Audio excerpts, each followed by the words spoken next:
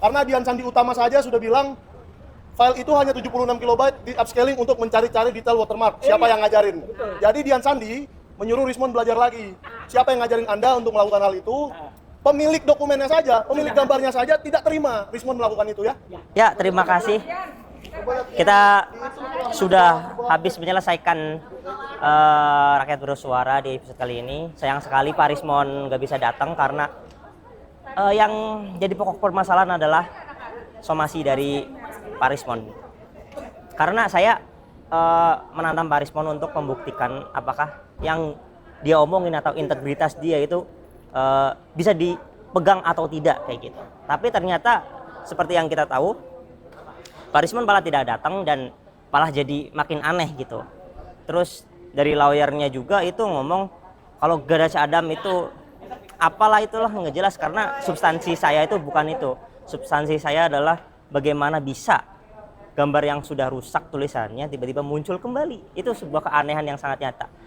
Jadi ya balik lagi, seorang peneliti itu yang dipegang adalah omongannya dan integritasnya. Jadi kalau misalkan Pak Rismon malah nggak hadir kayak gitu, itu malah mendowngrade apa namanya kredibilitas dia. Ya walaupun kita udah tahu lah ya faktanya bagaimana, tapi balik lagi sangat disayangkan kenapa tidak datang dan tidak bisa head to head dengan saya. Itu terima kasih. Itu aja. Bukan sangat disayangkan, itu membuktikan Rismon kalah sama topi merah. Sama topi merah apa kalah, apalagi mau nantang-nantang lain. Gak usah, ya endgame, pengecut, ya zombie. Mas Roy, tadi ngeluarin amplop Mas Roy. Loh iya, amplop asli ini. Asli tanya. Ini amplop 3 amplop yang dulu pernah. Ada nggak Mas? Ya, jadi dulu kan dispos-spos. Ya, saya menerima 3 amplop. Tak buktikan amplopnya belum saya buka sama sekali. Masih ada, masih utuh amplopnya. Meskipun ya ngapain kita kembalikan ke dia? Ya dia ngasih saya sebagai seorang profesional. Ya, maka saya simpen terus dan ini akan saya simpen, saya buktikan bahwa omongan saya itu kalau A saya bilang A, B saya bilang tadi saya banting tadi di depan. Tapi saya merasa tersinggung. Apa itu? Karena saya yang memberikan amplop itu kok nggak dibuka sampai sekarang. Jangan Mas. Ini kan bukti karena dia mengatakan itu. Oh iya. Si zombie mengatakan kalau itu kan kita kasih. Loh, Iya. itu profesional. Profesional. Ya, bahkan ada teman-teman kita yang dulu dikasih katanya DP buat mobil, diminta lagi. Aduh, ada yang ketawa di sana. Tapi sekali lagi malam hari ini luar biasa. Topi merah ya, kita appreciate anak muda cerdas, anak muda yang berani dan kita jawab bahwa somasinya itu gak ada gunanya. Somasi kepada topi merah. Apa KTP-nya namanya topi merah? Nggak ada. Jadi kalau itu kemudian tiba-tiba dituntut, nggak bisa. Sedikit menanggapi mungkin tadi Bapak mantan Wakapolri juga mengatakan kalau kasus ini juga tidak Oh iya, bisa dipidanakan. nggak bisa dipidanakan dan harusnya stop. Dan makanya orang tuh harus baca buku. Ada tuh katanya lawyer yang ya yang dia baca tuh cuma buku lama. Dia hanya 2, hanya RG sama apa itu yang di belajar lagi. Ya, gitu. Jangan kemudian udah gitu saya sama Abdul Ghafur aja kalah. Ditantang tadi sama Mas Abdul Ghafur. Jadi Mas Abdul Ghafur dengan Mas Topi Merah itu dua-duanya adalah ulat. Kenapa ulat? Ya, lagi naik daun. Jadi yang satu pakar IT naik daun, yang satu lawyer naik daun. Jadi juga dikatakan kalau berkas sudah 3 kali bolak-balik. Oh iya, bolak-balik. Kayak Jokowi sama Kasmujo aja, ya kan? Bolak-balik, udahlah boncos lah. Gitu. Kalau mau jalan, berarti ada mafia peradilan, mafia hukum yang berlangsung di Indonesia. Dah, itu kata kuncinya ya. Dah, terima kasih semuanya. Mau sedikit nggak nih soal? Oh iya ini. Ini Dian Sandi. soal yang dibilang Rismon itu, Rismon kan memberi somasi ya kepada topi merah. Iya. Sebenarnya salah alamat menurut saya. Karena Dian Sandi Utama saja sudah bilang file itu hanya 76 kilobyte di upscaling untuk mencari-cari detail watermark. Siapa yang ngajarin? Jadi Dian Sandi menyuruh Rismon belajar lagi. Siapa yang ngajarin Anda untuk melakukan hal itu? Pemilik dokumennya saja, pemilik gambarnya saja tidak terima Rismon melakukan itu ya. Ya, oke. Makanya si Rismon takut pengecut. Sama seorang bocah aja takut, ya ampun Rismon. Ya udah, itu aja. Terima kasih. Upaya ini hanya untuk menjelek-jelekan Pak Jokowi.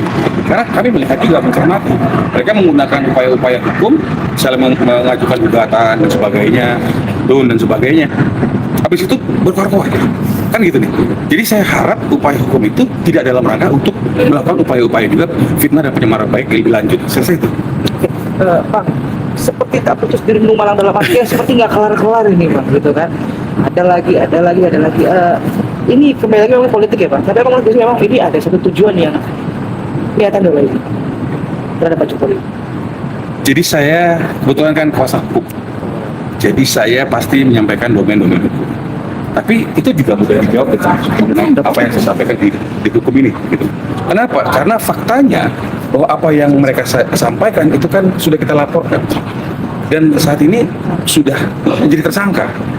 Sehingga apa? Ya silakan saja mereka upayakan apapun. Mau dia sampaikan nanti ada 100-200 saksi, ahli dan sebagainya. Nanti hakim yang akan menentukan. Nanti hakim yang akan menentukan ini gimana gitu. Jadi saya pikir udah di ujung, mari kita tunggu sebentar lagi. Mari kita lihat ini menjadi soal hukum yang memang Pak Jokowi dari awal tuh menyampaikan ini. Saya sebenarnya gak enak nih kata dia. Pak Jokowi mengatakan saya sebenarnya sedih. Tapi apa boleh buat? Karena hanya ini langkah yang bisa saya gunakan supaya bisa menghentikan adanya persangkaan-persangkaan yang merugikan Pak Jokowi dan keluarga. Jadi saya pikir saya nggak bisa keluar dari jalur hukum, tetapi dari jalur hukum pun sudah bisa terang benderang kita mendapatkan apa yang diadukan, apa yang dilakukan oleh Bapak, dan berserta dengan bukti-buktinya akhirnya bisa menetapkan tersangka dan bisa ya paling tidak sudah P19 ya, artinya sudah dilimpahkan terus kemudian kembali terus kemudian dilengkapi lagi dibalik lagi, artinya ini sudah sesuai. Nanti jaksa sebagai pengendali perkara ini ya mudah-mudahan kalau dalam waktu ke depan nanti ini dapat diterima P21-nya, artinya persoalan ini oleh jaksa dilihat sudah duduk.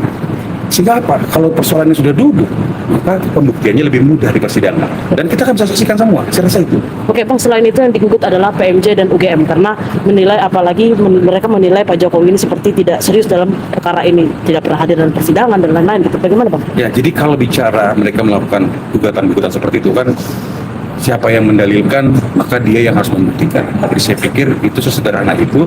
Ada pun upaya-upaya lain kita bisa lihat lah yang mereka sudah lakukan. Mereka tidak bisa masuk ke substansi, artinya belum masuk pun sudah di NO dan sebagainya. Jadi saya pikir ya tadi himbauan saya jangan sampai mereka menggunakan upaya-upaya hukum menggugat dan sebagainya hanya sebenarnya ingin menyampaikan hal-hal yang kami duga itulah fitnah dan pencemaran baik. Tapi kita tidak melayani itu. Bapak juga dari awal mengatakan kita tidak melayani itu. Bapak menggunakan hak hukumnya dengan membuat aduan dan laporan yang saat ini sudah ada tersangkanya. Kira-kira itu aja. Bang, tapi dari pihak Pak Jokowi juga pernah berbicara nggak sih Bang, kayak ini kok mereka nggak pernah ngerti omongan saya. Saya kan selalu bilang akan menunjukkan ijazah saya saat persidangan, tapi masih aja segelintir orang yang masih belum percaya gitu, masih belum dengerin gitu apa. Ya itu beberapa saat lalu ya, saya pernah menyampaikan di dalam media juga, ada acara, saya lupa acara apa. Bagaimana kalau diperlihatkan hari ini kepada wartawan diperlihatkan, kepada para tersangka diperlihatkan, kepada kuasa hukumnya diperlihatkan, dan itu bisa kita lihat, bisa kita akses di media. Artinya, ya kalau memang tadi akhirnya pertanyaannya apakah ini seperti apa, ya silakan. Saya pikir biarin publik yang menilai. Intinya, Bapak adalah seorang alumni Fakultas Kehutanan UGM yang sudah melakukan tridharma perguruan tinggi. Ini sudah diverifikasi oleh UGM sendiri yang mengeluarkan ijazah. Bapak sebagai alumni sudah diverifikasi oleh teman-temannya. Dan juga sudah diverifikasi juga oleh semua pihak lah, yang stakeholder, dan itu negara. Jadi saya pikir saya menghimbau kita masyarakat tenang dan jangan mau terpecah belah dengan bujukan ataupun statement-statement yang menurut saya tidak bertanggung jawab. Kenapa saya bilang tidak bertanggung jawab? Lah mereka tidak pernah melihat ijazah aslinya. Tidak pernah ada putusan mengenai ijazah itu tidak asli. Tiba-tiba mereka mengatakan ijazah itu palsu. Sesederhana itu sebenarnya. Sehingga kami hanya menyampaikan, kita tunggu deh. Kita tunggu biarlah nanti pihak polisian dan kejaksaan yang dalam hal ini melakukan penyidikan dan jaksa yang akan nanti membawa ini ke dalam persidangan memp21-kannya. Intinya kalau itu P21 artinya persoalan ini sudah duduk dan persoalan ini lebih mudah dibuktikan di pengadilan. Jadi saya pikir ini menjadi suatu hal yang positif dan kami dengan begitu banyak pertanyaan, dengan begitu lama persoalan ini diassess oleh pihak kepolisian dan kejaksaan membuat ini lebih menarik. Menariknya adalah apa? Kalau saja nanti ini P21 maka ya kita bisa lihat pembuktiannya. Artinya dari jaksa sidang kembali nanti itu sudah mengatakan ini cukup bukti dan bisa disidangkan. Saya rasa itu aja. Tapi apa P21 Bang ya? Bentar lagi Bang menurut Abang nih. Kan kita bisa lihat ya di media bahwa sudah dilimpahkan dan sebagainya gitu ya. Saya tidak ada kepentingan untuk seperti itu, tetapi intinya kalau memang itu nanti P21 maka persoalannya sudah duduk dan pembuktiannya mudah. Kenapa? Karena sudah diperiksa. Nah itu dari saya. Terakhir Bang Isi Bang ya terkait gugatan alumnus itu yang di Solo itu, benar Bang emang Pak Jokowi nggak menghadiri sidang ijazah itu memenuhi unsur kriteria perdata nggak sih Bang? Jadi sebenarnya saya nggak mau. Sorry saya potong karena mereka beranggapan kalau Pak Jokowi juga melakukan perbuatan melawan hukum sekalian Bang. Jadi kan gini, saya tidak mau mencampuri hal-hal yang sebenarnya bukan domain saya. Tapi yang ingin saya sampaikan, saya clearkan dalam kesempatan ini adalah sudah banyak yang disampaikan oleh mereka gugatan-gugatan dan itu semua tidak bisa masuk gitu kan. Jadi biarlah masyarakat yang menilai. Saya hanya ingin mengimbau, yuk kita tunggu sebentar lagi ini akan menjadi P21 jika memang P21. Tapi yakin bisa P21 Pak? Saya nggak bisa katakan itu. Saya nggak bisa katakan itu. Karena kami tidak berkepentingan di situ. Kami hanya menyajikan apa yang menjadi dalil kami supaya kami buktikan melalui jaksa. Tetapi jika nanti ini P21 Pak, pertanyaan Bapak, maka jaksa sudah mendudukan persoalan ini dan sudah mendapatkan bagaimana cara membuktikan di persidangan. Oke. Saya rasa itu aja. Bang satu lagi, ada dua lagi. Nampel, apakah Pak Jokowi akan datang ke persidangan setelah nanti akan apa karena ada gugatan ini? Lalu yang kedua, apakah sudah ada komunikasi dengan pihak tergugat 1 dan tergugat 2 karena ada gugatan Jadi ini? kalau kita bicara Pak Jokowi, kami kemarin ke Solo, Pak Jokowi menyampaikan dalam pertemuan kami, silaturahmi kami, bahwa beliau jika memang nanti diminta untuk hadir akan hadir dan akan menyajikan ijazahnya. Masalah ijazah itu sekarang dipegang penyidik dan nanti bagaimana mekanisme selanjutnya nanti akan kita buktikan di persidangan. Saya rasa itu aja. Oke. Ya, thank you ya. Oke. Yang dilakukan acara rakyat bersuara ini sungguh sebenarnya sungguh bagus. Cuman ini ada beberapa narasumber yang tidak sesuai dengan cara dia menyampaikan. Ketika dia berbicara mau sejam lebih kita tunggu diam. Ketika kita berbicara semua menimpa sehingga kita nggak kontrol. Dan kita juga kadang-kadang merasa gimana ya, merasa terpojok gitu. Terus mereka melakukan itu sudah by data. Mereka sudah punya konsep sepertinya ini yang ngomong ini yang ngomong ini yang ngomong ini. Semua itu kan mereka lakukan dengan sebelum mereka tampil. Sementara kita hanya tampil untuk menyampaikan pendapat hukum kita melalui undang-undang. Yang mau saya bahas di sini itu tentang mereka itu minta RJ. Mereka minta menghentikan perkara. Dihentikan perkara itu kan kalau di dalam pengadilan itu namanya intervensi, gugatan intervensi kalau di pengadilan. Nah kalau RJ dia di sebelum belum tersangka boleh dia lakukan. Kan ada penelitian tidak cukup alat bukti, tidak ini due process of law itu sudah dijalankan, sudah ada bukti, sudah ada dia naik penyidikan dan penyelidikan dan sampai tersangka. Nggak bisa dia untuk menghentikan perkara apabila dua jalan, satu RJ, kedua dia gugat secara praktik. Nah, bagaimana kita menyampaikan secara profesional sementara kita ngomong diganggu-ganggu gitu ya kan, seolah-olah mereka takut terpojok, kita yang dipojokkan gitu. Nah, dianggap kayak siapa tadi si Gopur, dia bilang apa? Kita ini mau ditantang tentang apa? Tentang pasal yang dihafalnya. Dia menghafal tentang somasi ketika itu somasi perdata. Somasi pidana dia tidak ini kan 184 ya. Pas KUHP 184 itu di situ ada keterangan somasi. Ketika kita buat LP, di situ ditanyakan sama penyidik apakah sudah disomasi untuk memberikan peringatan bahwa ada mensreanya, ada niat jahat atau ada perbuatan apa. Jika kita somasi nanti perkara ini dia minta maaf atau salah paham atau salah gagal paham, kan selesai nggak jadi di LP kan. Itu gunanya somasi. Nah, jangan dianggap somasi itu untuk perdata saja. Ini yang menjadi merasa mereka itu kita tuh salah gitu. Yang benar itu adalah mereka.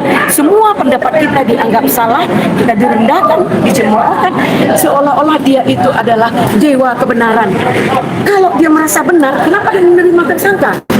Kenapa dia mau datang tiap minggu? Enggak, kalau ada pendapat lain ya dia jadi mantan, dia jadi Wakapolri. Pendapat lain itu pendapat Ya. Tidak ya. Ya, tadi juga katakan kalau misalnya berkas sudah 3 kali bolak-balik. Oh iya bolak-balik berarti kan sudah boncos, sudah nggak bisa jalan lagi. Ya, pakai akasi aja. Kasihan kepolisian setahun hanya ngurusin kasus ini. Ya, nggak usah ya. Bang, dan juga pihak ada beberapa penggugat baru yang menggugat kasus ijazah Jokowi. Oh bagus, makanya harus digugat. Ijazah itu kalau namanya palsu, 99,9% palsu, ya namanya tetap palsu. Berarti dukungnya Om? Oh harus. Tadi beliau ada juga, yang gugat Jokowi. beliau juga mengatakan kalau misalnya jaksa tidak berani mengeluarkan berkas P21. Udah tunggu aja, saya nggak akan ngecilin jaksa atau jaksa. Jaksa kerja baik-baiknya baca buku pedoman di kejaksaan tadi udah dibuat semua aturan di kejaksaan aturan di kejaksaan tinggi kayak apa. Tapi seberapa Jangan yakin, langgar. Seberapa yakin P21 Om? Aku nggak yakin P21, ya, nggak yakin P20 nanti ya kan berhenti. Berarti tidak yakin juga kalau kasusnya Udah ya. akan dilanjutkan. Oke, makasih ya. Thank you Om.